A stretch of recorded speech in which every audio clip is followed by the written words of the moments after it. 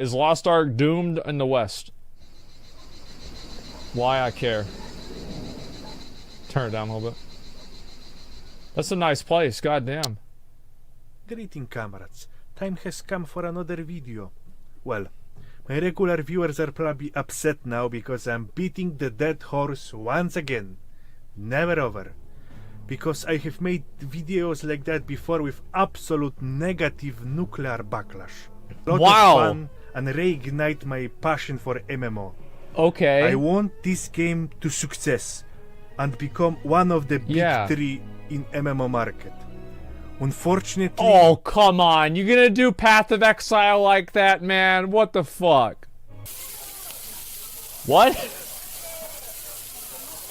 What is this video? What is this lunatic talking about? Game is massive success on Korean region, breaking online records every year since its release. How it can fail, lol. Before I will answer this question, let me ask you one. Okay. What's the most popular first-person shooter game in the world? Counter-Strike? Call of Duty? No. It's Crossfire. Game you have probably never heard of. Yeah, this is a China massive game. In Asian market. Yep. Beating all the Western franchises, alright?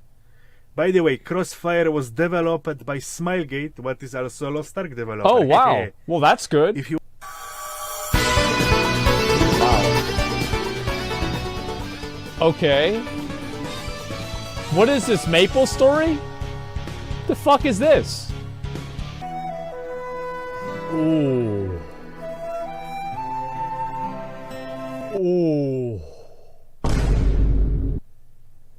So what he's saying is that there are other cases for video games that are successful in other regions to not catch on at all in the American region. Now, I would probably agree with that, and I think it's a good point that he brings up, but what I would say is that the reason why I think a lot of those games were not successful is because they were not marketed properly. Like, I didn't even know what that game was, for example. Like, Lost Ark is getting a lot more publicity. It's getting a lot more people talking about it. I think that's really making a big difference. Game lore. We're going to move past the game lore, okay? We're going to move past this because we haven't seen it. We're going to go all the way past into the next step, character progression. Yep, we're going to skip. Okay, here we go. Uh-oh. Uh-oh. So, now let's talk about progression that starts on Here we go. chapter of the story, also known as Papunica. The exact time of progression is determined by how much ult you can pull off and frequency of released content on the server. So let's go, my friends. Okay. First, we complete the story of Papunica and then farm some Chaos Dungeon for Blue Set. That's what we do today. After that, we go for a higher tier Chaos Dungeon. That's what I also and do we today. upgrade Blue Set to Purple Set. Yep, there it is. Now it's time to challenge Void Dungeons or ahead. Easy. The Very final easy. boss name is Albion. We upgraded the Albion set what have some and the name for these is different. Like, that's why you might not recognize the name. But like, this guy's name is different, and like, and her name is different. Tick to plus 15, and we challenge Argos. From phase 1 we build base Argos set, and we challenge phase 2, and then phase 3. After completing phase 2 and phase 3 of Argos, we recraft our basic Argos set with bonus for Abyss bosses to the crit chance or crit damage. I think this is one reason, like, you can obviously see what the progression here is, right? You know where the line's going to go. This is one of the reasons why people like Lost Ark, is because you make progress and you make your character better that enables you to do harder content. Because there's a lot of games now where the end game is doing the easy content on a harder difficulty. And in my opinion, I think that's fucking boring. It is just fucking boring. Like, I want to go in, like, Path of Exile does this the best, is that there's no easy mode for Shaper. You either beat it or you don't. There's no easy mode for Cirrus. You either beat it or you don't. That said, we are finally able to challenge Commander Right. So, we're challenging first Commander Besides Right. awakening levels, to The be name fair. is Valatan. Valtan. Okay? Yeah. Hard mode.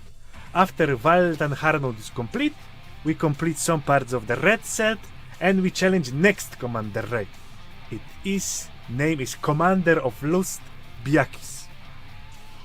After we Again, the names are different. kill Commander Biakis for like month or maybe 6 weeks. Here we go. Now we got full set ready, artifact one. So time it to upgrade it. To upgrade it, we go doing the Cook Satan, the clown. Yeah, the We clown. killing the clown, boom, and we upgrading the set. Congratulations, we are on the final boss Arbelshot. Estimated time of completion is about 7 to 10 months, depends on your, passion. What? So now You probably get that done in a week. What do you mean 7 to 10 months? The fuck's this guy talking about 7 to 10 months? upgrading scheme for people who are like 4 or 5 months late Okay, into the no visa. tier 3 All right. expansion. The moderators switching the Pepega switch. Pepega's mode is activated. Yeah. Various boosts are introduced into the game. Due to cheap materials and boosts, you no longer need to complete Albion set. At 1370, that is House set plus 15, Okay. you can just buy Argos set from the marketplace. Okay. It should not be really expensive. Then What? you upgrade it and progress to do the commander rights. And from that part of the game, the easy mode is no longer active. You play as You play the same regular way. other players. But the Aldun Geons are nerfed and are already released, so you're progressing even faster than Okay. people what were time gated due to content release. This is Because the you have access to all dungeons at once. okay. Depends on your farming determination and passion. It will take you 3 to 6 months time to reach final boss Arbelsh. Okay. But you may ask, what is happening when you have too much money burning in your pocket?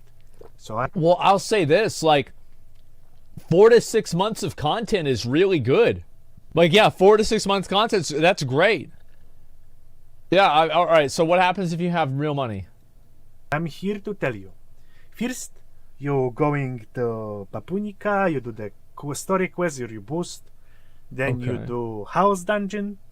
And the house dungeon set you drop, you upgrade it to plus 15. Okay. And that give you access to Okay. Argos set.